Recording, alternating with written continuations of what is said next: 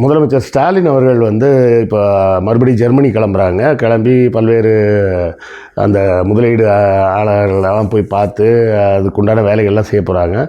ஆனால் அதை தாண்டி ஒரு பெரிய பேச்சு பொருளாக என்ன வந்திருக்கு அப்படின்னா, நேற்று அதாவது ஆகஸ்ட் 29ஆம் தேதி அவர் விட்ட ஒரு அறிக்கை தான். இந்த அறிக்கையில் அவர் என்ன சொல்கிறாருன்னா, எலெக்ஷன் கமிஷன் சதி செய்கிறது அப்படின்னு சொல்லியிருக்கிறார்.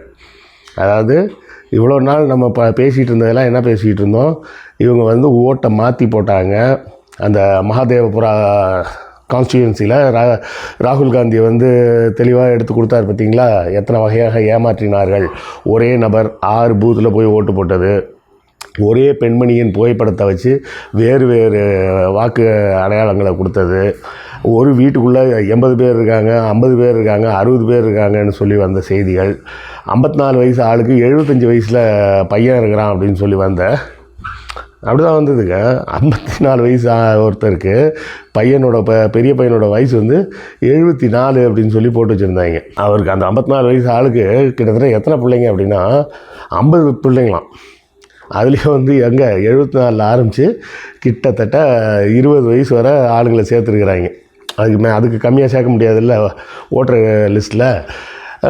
அப்படிலாம் பண்ணி வச்சுருந்தாங்க. இப்போ இதை வந்து என்ன சொல்கிறாருன்னா, இது வந்து ஒரு சதி செயல்.